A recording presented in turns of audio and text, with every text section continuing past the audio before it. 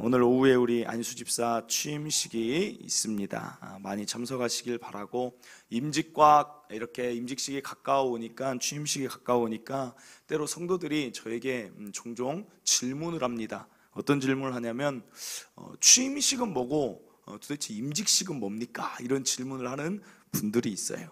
그리고 어떤 분들은 임직 자체가 어떻게 되는 것입니까? 라는 질문을 하는 분들도 있고, 장로님, 권사님은 어떤 기준으로 어떻게 뽑히는 것입니까? 라고 묻는 분들도 있습니다. 그리고 안수 집사님이나 일반 집사님의 그 차이가 무엇인지를 묻는 분도 있습니다. 그래서 오늘 이 설교를 통해서 좀 이런 부분들을 좀 한 번쯤은 말씀을 드려야겠다 생각이 들었습니다. 임직은 직무를 맡긴다는 뜻이에요.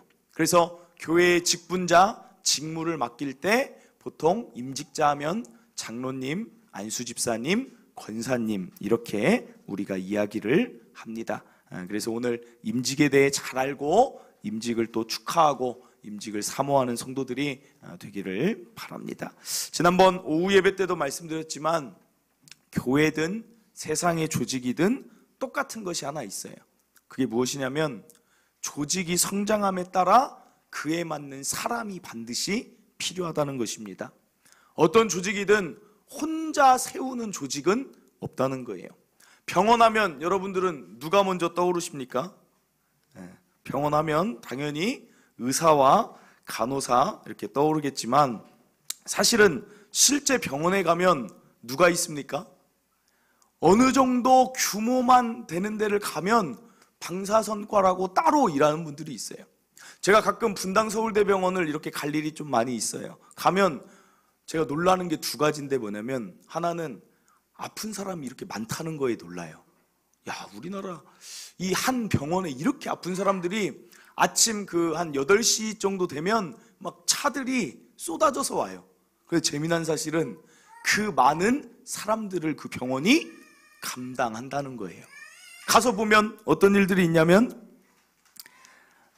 접수하는 분 따로 있고, 영수증 처리하는 분 따로 있고, 주차 관리하는 분들 따로 있고, 스케줄을 조율해주는 그런 분들이 다 따로 있다는 것입니다.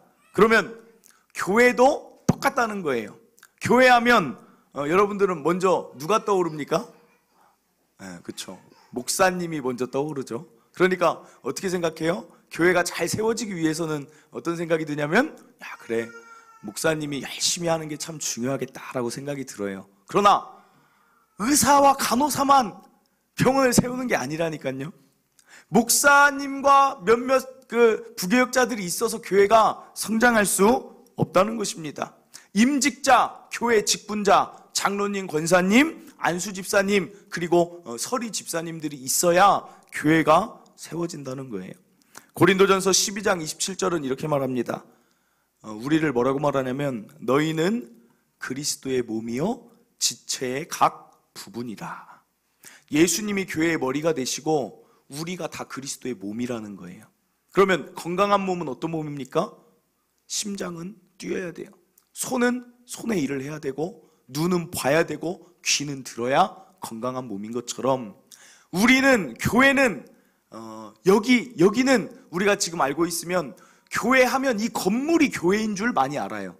그러나 교회는 이 건물이 아니라 우리의 모임이 교회예요. 그렇기 때문에 우리가 이 교회를 세운다, 그것은 건물을 세운다는 말이 아니에요. 우리의 모임이 그 안에 더 하나님의 사랑이 넘쳐나고 우리가 하나님의 뜻을 더 이루어가는 우리 모임이 더 성장하는 것이 교회를 세우는 것입니다. 그러면 교회의 몸의 목사도 한 일부입니다. 여러분들도 각각의 몸이기 때문에 반드시 맡아야 될 영역들이 있다는 거예요. 여러분이 손으로 부르심을 받았을 수도 있고, 여러분이 눈의 역할로 부르심을 받았을 수도 있어요. 여러분이 함께할 때 교회는 세워진다는 사실입니다. 오늘 우리가 읽은 본문도 그 말을 하는 거예요. 예루살렘 교회의 초대교회라고 합니다. 최초의 교회예요. 사도들이 세운. 그때 어떤 일이 있었냐면, 사도행전 6장 1절에 보면 그때 제자가 많아졌다고 해요. 성도들이 많아졌다는 것입니다. 그런데 이때 하나 문제가 생겨요. 헬라파 유대인들이 자기의 과부들이 매일의 구제에 빠짐으로 히브리파 사람을 원망하니 이런 말이 있어요. 여기서 보면 예루살렘 교회 구성원을 알 수 있는데 헬라파 유대인이 있고 히브리파 유대인이 있어요. 둘이 갈등이 있어서 그런 게 아니라 그 살아온 환경 때문에 이렇게 된 것입니다. 헬라파 유대인들은 그 디아스포라라고 해서 이스라엘이 멸망할 때 예루살렘을 떠나 있던 자들이 이제 세대가 지나고 뭐 이민 3세대, 4세대가 됐는데 유대인들에게 있는 마음은 뭐냐면 성전 옆에 살기를 사모합니다. 그래서 예루살렘으로 다시 이주해온 그런 사람들을 헬라파 유대인이라고 합니다. 그러면 히브리파 유대인은 누구냐? 포로기 때도 그냥 그 상태로 예루살렘에 지냈던 자들입니다. 그러니까 여기서 보면 헬라파 유대인들이, 그 과부들이 왜 우리는 구제에 빠지냐, 이 말은 뭐냐면 이 교회 가운데 구제하는 일을 했어요. 과부들이 어려우니까 도와주는 일을 했는데 헬라파 유대인들은 어디서 왔다고 했습니까? 먼 지역에서 이주해 오다 보니까 그들의 삶을 성도들이 잘 모르는 거예요. 우리 교회도 새가족이 오자마자 나 힘들어요, 나 과부예요, 나 도와주세요 합니까?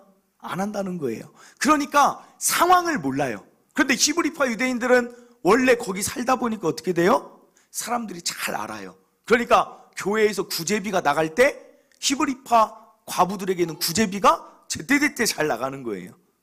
그러니까 여기서 헬라파 유대인들이, 과부들이 왜 우리한테는 이렇게 불공평하게 하냐 라고 얘기를 하는 것입니다. 그럼 여기에서 발생된 문제가 뭡니까? 성도들 파악이 안 된다는 거예요. 이때 교인 수를 몇 명으로 추정하냐면 약 2만 명으로 추정해요. 그러니까 파악이 안 돼요. 서로 성도들도 서로 파악이 안 되는데 이 일을 지금까지는 누가 했냐면 사도, 오늘날로 말하면 목사들이 이 일을 했어요. 사도라고 해봤자 12명이에요. 그 교회 12명이 다 2만 명을 파악하는 일을 하다 보니까, 성장할 때 파악하다 보니까 더 이상은 파악이 안 되는 겁니다. 그러면서 2절에 이렇게 말해요. 12사도가 모든 제자를 불러 이르되 우리가 하나님의 말씀을 제쳐놓고 접대를 일삼는 것이 마땅하지 않다. 여기를 보면 한 가지 중요한 원리가 나옵니다. 목사의 주 업무가 뭐라는 거예요? 말씀 준비라는 거예요. 내가 할 그 목사, 사도가 할 일은 말씀을 준비하는 일이지 접대가 먼저가 아니라는 거예요. 신방이 먼저가 아니라는 거예요. 그래서 어떤 교회는 토요일 날 무슨 행사가 있어도 목사님이 안 가는 교회가 많아요. 양해를 구하고 토요일 날만큼은 더 말씀을 잘 준비해야 된다. 그런 교회들도 있습니다. 왜냐하면 큰 교회들 다 챙기다 보면 어떻게 직무를 볼 수가 없기 때문에. 그런데 그 똑같은 상황이 오늘 이 본문에 나왔다는 것입니다. 목사가 할 최우선적인 일은 일주일 동안 말씀 묵상하고 말씀 잘 준비해서 전하는 것이다. 그래서 그들이 내린 결론이 뭐냐면 이런 구제비를 집행하는, 재정을 관할하는 교회의 일꾼이 있어야겠다. 그래서 임직을 하기 시작한 거예요. 그러니까 여기서 알 수 있는 일은 무엇입니까? 우리 한국교회가 요즘 임직을 해요. 장로님을 세우고 안수집사님을 세우고 권사님을 세우는 이 일들이 한국교회에서 시작된 게 아니라는 거예요. 성경의 초대교회부터 있었던 교회의 시스템이 바로 이 일이라는 것입니다. 쉽게 말하면 분업화라고 할 수 있죠. 목사는 목사의 일, 성도는 성도의 일을 하는 게 바로 우리 교회의, 우리 한국교회나 어떤 세계에 있는 모든 교회들의 공통된 특징이라는 것입니다. 그래서 오늘 기억할 첫째, 교회 임직이 왜 필요하는가? 그러면 이렇게 생각하면 돼요. 교회의 일을 맡을 자가 꼭 필요하고 그것을 통해 목회자가 할 일을 돕는 것이다. 목회자가 어떤 일을 하든지 그걸 돕는다는 의미가 아닙니다. 목회자가 말씀 준비를 잘 할 수 있도록 성도의 일을 맡아서 돕는다는 것입니다. 이렇게 분업화가 되니까 어떤 일이 벌어졌냐면 7절에 보면 7절 보겠습니다. 7절에 보면 이런 말씀이 있어요. 하나님의 말씀이 점점 왕성하여 예루살렘에 있는 제자의 수가 더 심히 많아지고 허다한 제사장의 무리도 이도에 복종하니라. 목사가 말씀에 더 전념하니까 어떤 일이 벌어지냐면 예루살렘 지역이 더 복음화가 됐다는 거예요. 말씀대로 제대로 전할 때 준비하고 그리고 그 다음에 나오는 말이 참 재밌어요. 허다한 제사장의 무리는 완전 유대교에 있는 제사장 무리를 말해요. 전혀 하나님을 알지 못하는 자들까지도 예수님 앞에 나오는 일들이 벌어졌다는 사실입니다. 오늘 이 말씀은 우리 교회가 앞으로 나아가야 될 방향을 제시하는 거예요. 분업화가 이루어져야 된다는 것입니다. 목사는 목사의 일, 성도는 성도의 일. 그래야 부흥이 오고 저도 잘해야 되고 여러분들도 각 일원으로 잘 해야 된다는 거예요. 자꾸 일부 예배랑 좀 비슷한 반응인 것 같아요. 목사는 목사의 일, 그 다음에 이제 성도는 성도의 일 하니까 딱 이 포인트까지 오는데 일부 예배 때도 딱 여러분 얼굴이었어요. 자꾸 뭔 일 하라는 거야? 그런 성도의 일 뭘 하라는 거지? 그런데 여러분, 제가 쉽게 표현할게요. 이번 주에 우리 아까 취임식 순서지 만들었죠? 취임식 순서지를 누가 만들었을까요? 제가 만든 게 아니에요. 안에는 제가 만들었는데 바깥에 있는 표지는 우리 집사님 중에 한 분이 만들었어요. 그 집사님이 만드는데 어떻게 만들어지는 줄 알아요? 30분이면 만들어져요. 30분. 제가 저 앞에 표지를 만들려면 얼마나 걸릴까요? 아니 3일 잡아야겠죠. 3일. 그걸 말하는 거예요. 그걸. 성도가 성도의 일을 한다는 건 무엇이냐? 내가 할 수 없는 일을 교회에서 하라는 것이 아니라 내가 할 수 있는, 하나님이 나에게 주셨던 달란트를 가지고 교회에 더하여서 일을 한다는 소리입니다. 교회가 참 재미난 게, 우리 교회가 앞으로 만약에 한 300여 명 정도 되면 교회가 가장 힘있고 재밌을 때가, 교회 성장학 관점으로 보면 한 300여 명이면 그렇게 교회가 재밌대요. 왜 재미가 있냐면 어떤 집단에서 300명만 추려오다 보면 거기에 다양한 직종이 거기에 다 들어가 있다는 것입니다. 그러면 교회 안에 뭐 레크레이션을 전문으로 하는 자도 그 안에는 분명 있을 거예요. 운동을 좋아해서 운동을 잘 모을 수 있는 자도 그 안에 있을 것이고, 그 안에 법조인도 있을 것이고, 의사도 있을 것이고, 각각의 전문가가 그 안에 다 있다는 것입니다. 그러니까 교회 안에서 오면 여러 가지 얘기를 나눠도 재미가 있는 교회, 그것을 300명 정도 수준으로 본다는 것입니다. 사랑하는 성도 여러분, 여러분에게 교회에 와서 무슨 일을 해라, 꼭 그 이야기가 아니라 여러분에게 지금까지 주셨던 그 달란트를 가지고 그것으로 섬기는 게 교회라는 거예요. 그러면 든든히 세워진다는 사실입니다. 작은 교회, 개척교회라고 말할게요. 제가 신대원 때부터 저는 개척에 대한 비전이 있었다고 말씀드렸어요. 그러니까 저는 개척하는 게 제 비전입니다 이렇게 얘기하면, 그걸 핑계로 저를 일을 많이 시켰어요. 주변 분들이 뭐라고 얘기하냐면, 개척한다고 했지, 그럼 이것도 할 줄 알아야 돼. 이게 다 이유였어요. 그래가지고 뭐 자동차 어디가 고장났어요. 그럼 어디 가면 돼요? 카센터 가면 돼요. 근데 김태원 전도사님 일로 와. 카센터 같이 가야 돼. 그럼 왜 제가 개척교회 하려면 그래도 다 알아야 돼.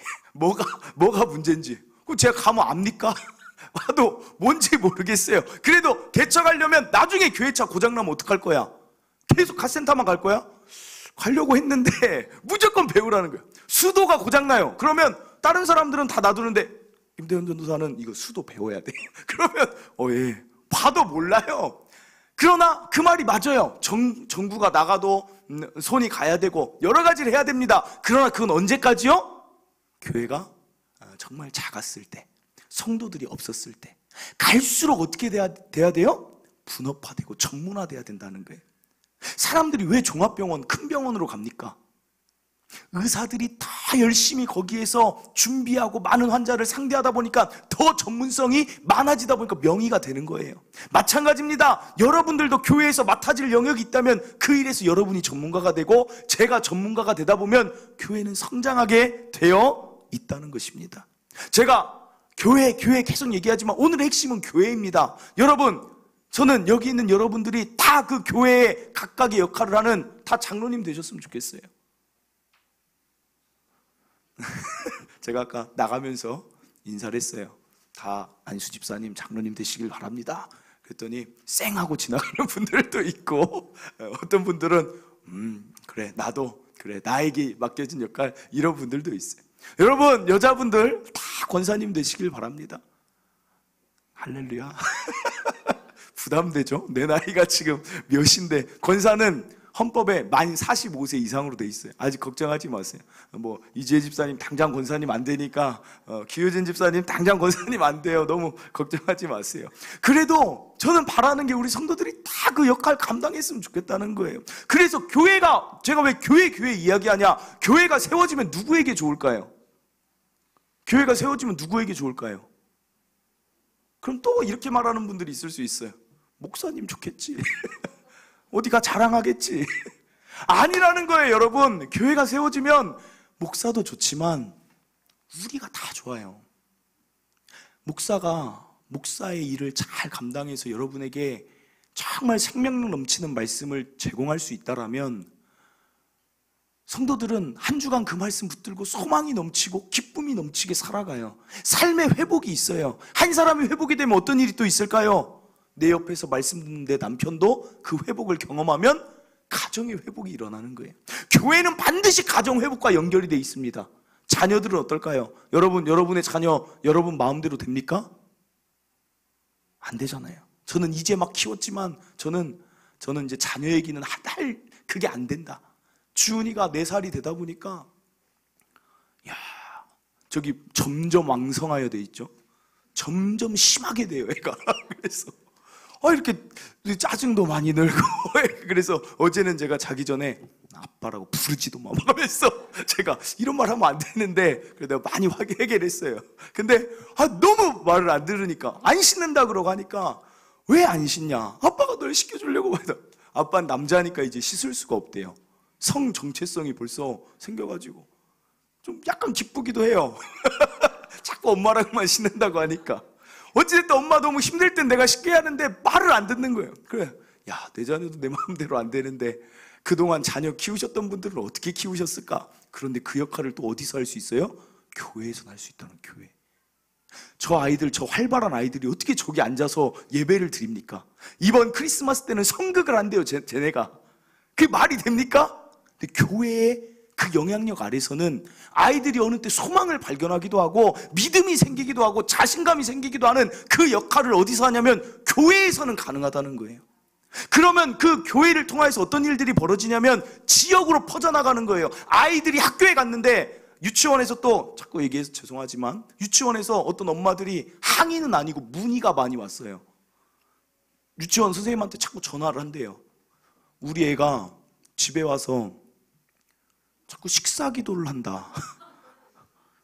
우리는 기독교가 아닌데 얘가 유치원에서 뭘 하는데 얘가 자꾸 하나님을 찾냐. 그러니까 막 추적하다 보니까 주원이가 집에서 안 하는데 유치원에서는 해요. 이중적이 되면 안 되는데 유치원에서는 식사 기도를 그렇게 하나 봐요. 뭐 날마다 우리에게 하니까 애들이 뭔가 좋아 보여서 그런지 따라한다 그거예요. 그러니까 자꾸 문의가 와요. 도대체 누구 때문에 그러냐. 그 주은이라는 거예요. 이렇게 펼쳐져 나가는 거예요. 지역사회가 아까 저 말씀 보세요. 하나님 말씀이 왕성한데 예루살렘의 성도의 수가 많아지고 믿지 않았던 자가 왜 변화가 되겠습니까? 말씀 듣고 소망 가지고 기쁨 가지고 즐거움 가지고 살아가는 자들을 보니까 허다한 무리도 이게 진짠가 보다. 우리가 잡고 있는 유대의 이 도가 진짜가 아니라 이 교회에 진짜가 있나 보다 라고 지역이 바뀌어져 간다는 것입니다. 사랑하는 성도 여러분, 그래서 교회가 중요한 거예요. 여기서 우리가 직장에 나가서도 이 영향력을 발휘하면 직장에 있는 사람들이 여러분을 보고 있다는 것입니다. 그래서 우리가 중요해요. 교회가 잘 세워지고 내가 변화를 받으면 나에게 유익이고 지역의 유익이고 온 세계의 유익이 돼요. 그러니까 하나님의 비전이 무엇입니까? 교회에 있다는 거예요. 교회. 사람들이 얼마나 우리를 많이 주목하는지. 신방 가면 꼭 제가 그 교패를 붙이죠. 그거 왔다 갔다 하면서 옆집이 여러분들 다 볼 거예요. 어떻게 하고 다니는지, 어떻게 사는지. 제가 동탄에서 저처럼 주목 많이 받는 사람도 없을 거예요. 뭘로 주목받는 줄 아세요? 저쪽에서 누가 얼굴 그러는데 뭘로 주목받을까요, 제가? 교회 차 타고 다니니까 그렇게 주목을 받아요. 우리 교회 차 너무 화려해. 교회 차에 제가 분홍색 스티커가 있는 교회 차를 타고 다닐지 몰랐어요. 분홍색으로 쫙 동탄주점게 있으니까 그렇게 저를 쳐다봐요. 교회 내려도 누가 내리나. 뭐 다 내리면 사람들이 한번 쳐다보고 가요. 늘 주목을 받아요. 늘 주목을.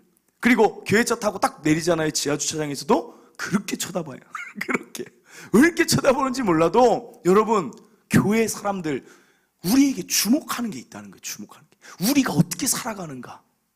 여기에서 제대로 된 영향력만 발휘하면 믿는 자의 수가 동탄 지역에도 우리 동탄 추천교회 성도들만 제대로 변화가 되고 하나님 정말 사랑하다 보면 이 지역은 소망이 있는 지역으로 바뀌게 된다는 거예요.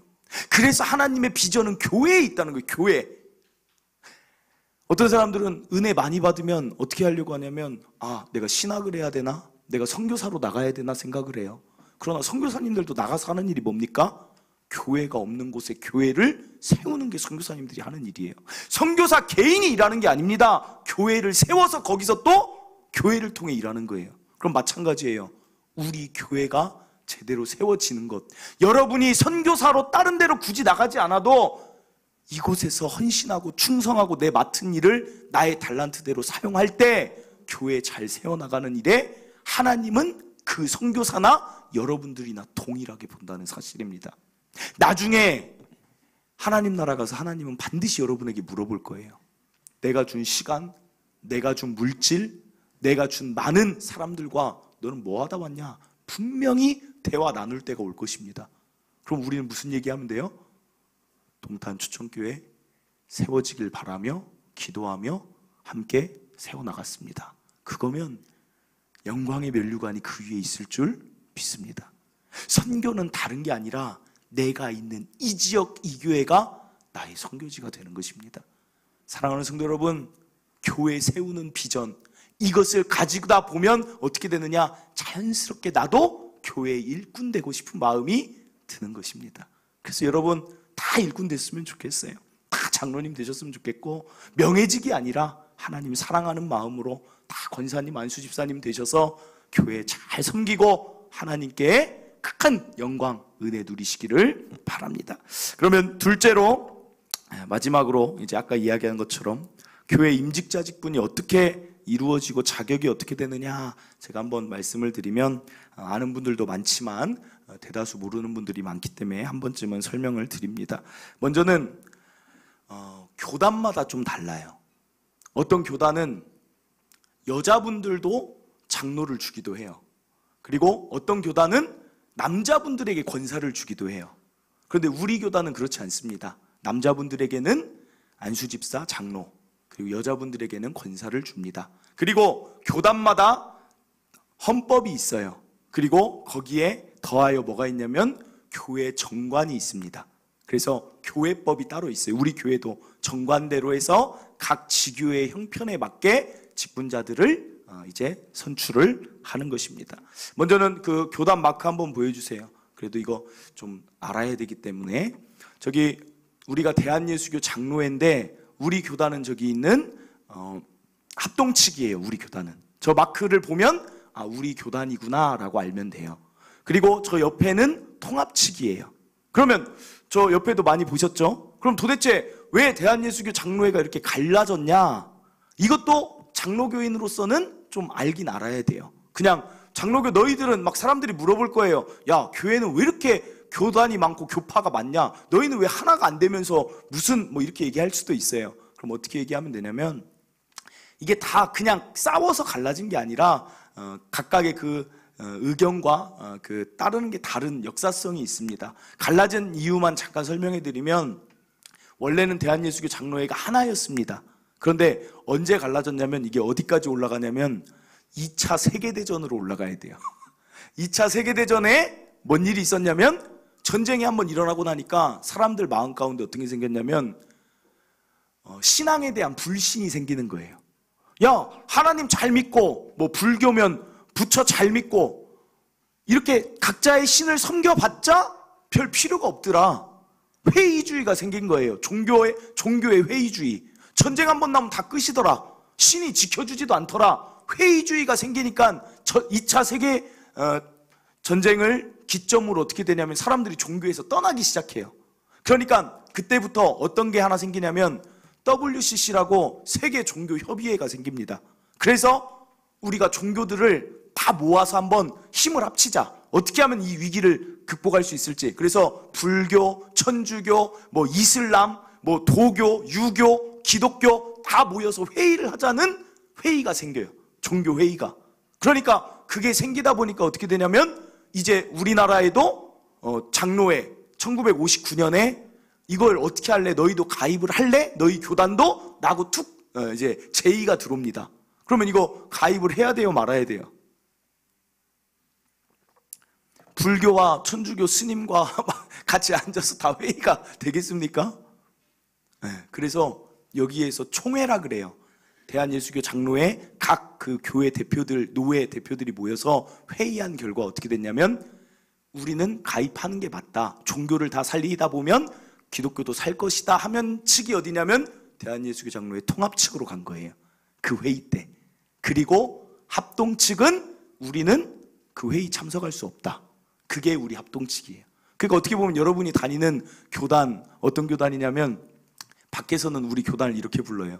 그 신학교 그 교수님과 목사님들이 우리 교단 대한예수교 장로회 대한민국에 있는 대한예수교 장로회 합동 측을 뭐라고 부르냐면 어떻게 보면 기분 나쁘고 어떻게 보면 자랑스러운 말인데 보수 꼴통.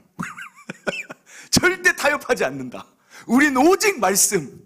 우린 말씀이다. 이 확고하게 서 있는 교단에 여러분들은 다니고 있는 것입니다. 그래서 이 역사는 장로교인이라면 꼭 한번 알아야 된다는 것입니다. 그래서 이제 장로에 대해서 설명하면 대한예수교 장로회는 뭐가 특징이냐? 그러면 그건 바로 저 말 그대로예요. 장로를 세운다는 거예요. 장로. 여러분 장로님 많이 들었지만 실제 교회에서 장로님 하면 장로님이 해야 될 최고의 일이 뭘까요? 가장 주 업무. 왜 장로를 세울까요? 우리 교회도 장로님 계시지만 장로님의 주 업무가 뭘까요? 김선아 장로님의 주 업무가 뭘까요? 대표기도? 뒤에서 안내? 히터 끄는 거? 뭐가 주 업무일까요? 대한예수교 장로회 장로를 뽑는다고 했어요. 장로회 할 일은 1번 가장 큰 업무가 뭐냐면 당회라는 거예요. 당회. 당회는 뭐냐면 교회 대표인 담임 목사와 교인들의 대표인 장로가 함께 회의를 하는 거예요. 그래서 우리 장로교 교단은 뭐라고 하냐면 민주정치라 그래요. 왜냐면 우리 나라로 예를 들면 대통령을 뽑고 국회의원들을 뽑아서 서로 국회에서 회의하게 하잖아요. 나라에 무슨 사안이 있다고 모두 다 같이 할 수 없잖아요. 독재 정권은 뭡니까? 그냥 자기 마음대로 하는 건데 교회도 어떤 교회는 감독정치라고 해가지고 담임 목사가 모든 걸 다 정권을 마음대로 휘두르는 데가 있어요. 그런데 우리 장로교는 그렇지 않다는 거예요. 교인들이 자신들의 권한을 위임한 교인 대표 장로와 담임 목사님이 서로 어떻게 보면 견제하면서 같이 또 하나 되면서 교회에 하나님이 원하시는 뜻을 발견해 나가는 게 우리 대한예수교 장로회의 가장 큰 장점이자 특징이라는 것입니다. 그래서 장로님 하면 여러분들 복잡하게 생각할 것 없이 딱 먼저 생각할 것은 당회원이 되는구나. 그러니까 얼마나 목사님 마음대로도 아니고 뜻을 하나로 합쳐야만 교회 일이 진행되는 거예요. 당회 아래 뭐가 있냐면 임직자들 재직회가 있어요. 그리고 그 다음에 뭐가 있냐면 세례 교인 이상인 공동의회로 이루어져 있습니다. 여기까지 아시면 되겠고, 장로님들, 그 다음에 장로님들은 주로 어디서 뽑냐면 안수집사를 뽑힌 그분들 한해서 다시 또 투표하여 뽑습니다. 안수집사님이나 장로님이나 동일한 건 뭐냐면 공동의회 세례교인 3분의 2 이상이 참석자 3분의 2 이상이 투표해서 찬성을 해야 돼요. 그래야 안수집사님이 되고, 안수집사님 중에서도 다시 투표해서 장로님으로 3분의 2 이상이 돼야 장로님이 될 수 있다는 거. 네, 여기까지 아시면 되겠고, 안수집사와 그럼 일반 집사님의 차이는 뭐냐? 일반 우리가 지금 부르는 집사님들 있죠. 뭐 황병승 집사님 이렇게 부르는 집사님은 원래 명칭은 뭐냐면 서리집사라고 해요. 서리라는 뜻은 임시라는 것입니다. 안수집사는 목사가 안수해서 오늘 본문에 나온 7집사처럼 안수해서 세워요. 그러면 그분들은 그래서 안수집사예요. 그런데 그분들은 항존직이라고 해요. 한 번 안수집사는 죽을 때까지 안수집사예요. 그리고 그 안수집사님 중에 항존직 장로님은 한 번 안수받아서 장로가 되면 죽을 때까지 장로예요. 그래서 거길 항존직, 죽을 때까지 한다. 그런데 서리집사, 집사님들은 1년직이에요. 그래서 교회에서는 어떻게 합니까? 매해 첫 시작할 때 다시 임명을 하는 거예요. 그래서 그러면 여기서 한 가지 또 차이가, 임직과 취임의 차이는 무엇이냐? 우리 교회에서 처음으로 안수집사가 돼서 제가 안수해서 세우면 그분은 뭐예요? 직무를 맡는 안수집사로 임직한다 그러는 거예요. 그런데 오늘 이종만 집사님 같이 이제 안수집사로 많이 살아오시고 또 불가피하게 이동이 됐을 때 오셨으면 우리 그때 투표했죠. 투표해서 뽑히고 나면 다시 안수하는 일은 없어요. 이미 안수집사님이기 때문에. 그렇기 때문에 우리 교회 안수집사님으로 취임하는 거예요. 취임. 그게 차이라는 거. 이것은 좀 우리가 좀 알아야겠다. 왜냐하면 전혀 이것을 모르고 이제 지내는 것은 또 교회에 대한 또 그런 게 또 있으니까 이런 질서로 돼 있다. 그럼 마지막으로 권사님은 특이한 게 딱 한 가지만 얘기하면, 권사님들은 안수받지 않습니다. 권사님은 안수가 아닌 그냥 서약으로만 세워지는데, 권사님은 안수받진 않았지만 항존직이에요. 죽을 때까지 권사님이에요. 그러니까 그 권사님들도 어떻게 해요? 다른 교회에서 만약에 권사님을 받고 우리 교회로 왔으면 이제 보통 우리 교회 정관에 어떻게 돼 있냐면 만 2년 무흠하면 투표를 다시 해서 우리 교회로 이제 취임할 수 있게 합니다. 그리고 또 때로는 아직 우리가 결의하지 않았지만 어떤 교회들은 무흠 2년이 지나면 이미 안수집사님으로 권사님으로 살아오신 분들은 그냥 이제 그걸 인정해서 그냥 투표 없이 또 세우기도 합니다. 그래서 그건 우리가 아직 결의되지 않았기 때문에 우리는 투표로 한다는 거 또 기억하시길 바랍니다. 오늘 임직에 대해서 좀 많이 아셨습니까? 한 번쯤은 꼭 말씀을 드려야겠다 싶었어요. 그런데 임직, 직분자 하니까 여러분들이 관심이 있는 분도 있고 먼 이야기 같은 분들도 있지만 결국은 여러분, 정말 저는 여러분들이 다 임직자, 직분자 되었으면 좋겠어요. 왜 그럴까요? 개인적으로 말하면 그만큼 이것은 일을 많이 하라는 그런 이야기가 아니에요. 하나님 은혜를 너무 깊이 알고 하나님 사랑하다 보면 자연스럽게 임직자, 직분자를 사모하게 돼 있어요. 제 이야기를 한번 드릴게요. 저는 목사님을 부러워했어요, 고등학교 때. 그런데 목사 되고 싶진 않았어요. 왜 그랬을까요? 목사님 하면 가장 힘든 게 뭘까요? 목사님 하면 뭐가 힘들까요? 목사님들? 별로 안 힘들어 보이는 건 저의 축복이죠. 그때 한번 감동을 받았어요. 저는 우리 이종만 집사님한테 감동을 한번 받았어요. 다니엘 기도의 기간에 이종만 집사님이 제가 요새 야윈 것 같대요. 그 말이 얼마나 감동적이던지. 보통 그 얘기를 하는데 옆에 있던 우리 교회 여자 집사님들은 많이 웃더라고요. 사모님이 야위였다면 이해가 되지만 목사님이 야위였다. 가장 힘든 게 뭘까요? 다른 것보다 새벽 예배. 어떻게 사람이 매일 5시에 일어납니까? 지금도 많이 늦춰진 거죠. 제가 5시에 매일 일어나지만 예전 교회 목사님들은 새벽 예배가 교회가 4시예요, 4시. 그러면 최소 3시 한 20분엔 일어나야 하잖아요. 그 사람 삶입니까, 그게? 그러니까 저는 머릿속에 목사님들은 부럽지만 내가 목사가 된다 이런 생각은 단 한 번도 해본 적 없어요. 나는 그냥 딱 여러분들 생각하는 거 다 알아요. 돈을 좀 많이 버는 장로님. 그게 저의 신앙의 목표였어요. 최종 목표. 그냥 장로는 꼭 안 해요, 사람들이. 돈을 많이 버는 장로님. 그래서 기여하고 싶다. 저도 똑같았어요. 세상의 일도 좋고 노는 거, 제 친구들이 제가 목사 된다고 하니까 친구들이 가장 놀라면서 제가 친구들한테 그랬어요. 야, 내가 목사의 길 갈 줄 알았으면 더 놀걸. 좀 더 못 놀아서 좀 아쉽다 했더니 친구들이 뭐라고 한지 알아요? 너만큼 노래를 본 적이 없다. 정말 재밌게 놀았어요. 너무 즐겁게 살았어요. 그런데 목사의 길로 오게 된 계기가 어딨냐면 하나님이 날 사랑한다는 걸 아니까 하나님 위에 막 살고 싶은 거예요. 하나님이 나 같은 이런 죄인도 아끼시고 힘주시고 나 같은 자도 하나님이 주목하신다는 걸 느끼니까 하나님 위에 살고 싶다는 거예요. 그래서 기도원에서 기도하는데 하나님, 나 하나님 너무 좋은데 하나님이 뭐 해드리면 좋을까요? 그랬더니 하나님이 말씀하시는 그 감동이 뭐냐면 영혼 살리는 걸 내가 가장 기뻐한다, 이런 감동을 저한테 주셨어요. 그러니까 결론은 이 얘기가 뭐예요? 목사잖아요, 목사. 저는 다른 길을 생각했는데 그 감동을 주셔요. 그래요, 알겠습니다. 새벽 기도 있고 뭐 힘도 있겠지만 하나님 위해서 가겠습니다. 그런데 재미난 사실 하나 또 알려드릴까요? 하나님 사랑하고 하나님 좋다 보니까 새벽 기도에도 힘들지가 않아요. 우리 사모 삶 생각해 보세요. 똑같은 여자의 삶, 애 키우고 살아가는데 새벽 기도에 그 5시에 날마다 일어나는 거 그게 쉽겠습니까? 그런데 저는 미안해하고 그런 거 없어요. 알아서 잘 일어나요. 막 벌떡벌떡 일어나요. 이게 어떻게 가능할까요? 우리 그렇다고 잠을 막 10시, 9시에 자는 거 아니에요. 우리 막 1시, 어떨 때는 막 2시에 자요. 3시간 자고 일어나서 활동하는 거예요. 어떻게 이게 가능할까요?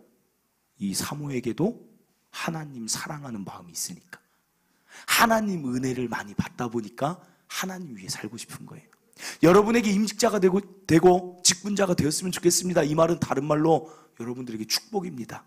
그만큼 하나님과 좋은 관계, 하나님과 끈끈한 관계, 하나님 위해 나는 어떻게 살까요? 라는 그 고백이 여러분에게 있으면서 그러다 보면 자연스럽게 직분자로 사모하게 될 줄 믿습니다. 말씀을 맺습니다. 오늘 왜 직분자를 뽑는지 그것에 대해 말씀드렸는데 2가지라고 했어요. 교회에 나의 달란트를 가지고 내가 섬기기 위해서 하나님이 부르셨고, 또 하나는 목회자가 말씀에 전념할 수 있도록 돕는 것이다. 그리고 2번째로 임직자는 어떤 자격인가?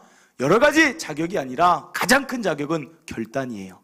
나도 하나님 위해 살고 싶습니다. 그 자를 임직자로 뽑는 것입니다. 그렇기 때문에 오늘 오후 예배 취임식도 너무나 아름다운 자리예요. 결단이 있는 자리이기 때문에 여러분들 나오셔서 축복하시고 축하해 주시고 격려하시는 귀한 시간 되길 바랍니다.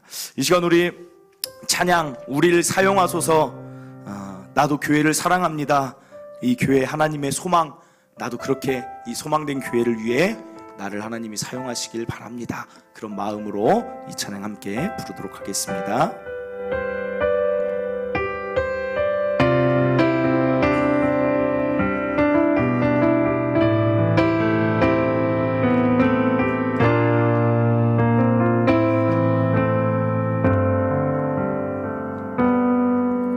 우리에겐 소원이 하나 있네. 주님 다시 오실 그날까지 우리 가슴에 새긴 주의 십자가 사랑, 나의 교회를 사랑케 하네. 주의 교회를 향한 우리 마음, 희생과 포기와 가난과 고난, 하물며 죽음조차 우릴 막을 수 없네. 우리 교회는 이 땅의 희망, 교회를 교회되게, 예배되게 우릴 사용하소서. 진정한 부흥의 날 오늘 임하도록 우릴 사용하소서. 교회를 교회되게, 예배되게 우릴 사용하소서. 진정한 부흥의 날 오늘 임하도록 우릴 사용하소서. 아멘. 오늘 임직에 대한 이야기, 어떤 분들에게 먼 이야기같이 느껴지지만 오늘 꼭 알았으면 좋겠는 게 무엇이냐면 하나님의 소원이 어디에 있는가입니다. 하나님의 소원은 이 교회가 제대로 세워지는 것입니다. 이 교회가 세워질 때 놀라운 하나님 나라의 확장이 되기 때문입니다. 저는 여러분들이 그 일에 함께 동참하는 분들이 꼭 되길 바랍니다. 이 말은 바꿔 말하면 여러분들이 그렇게 많은 은혜를 누렸으면 좋겠어요. 내가 내 일이 아닌 교회 일까지 신경 쓴다는 게 어디에 있습니까? 그만큼 은혜, 사랑이 충만할 때 가능한 거 아니겠습니까? 하나님, 내가 아직은 다 이루지 못하더라도 나도 그런 은혜를 누리고 그런 하나님의 사랑 더 누리고 그런 하나님의 은혜 가운데 임직자, 직분자 되게 하여 주시옵소서. 나를 사용하여 달라는 기도, 이 시간 우리 주여 한번 외치고 한번 기도하고 제가 마무리 기도하고 마치도록 하겠습니다. 주여 한번 외치고 기도합니다. 주여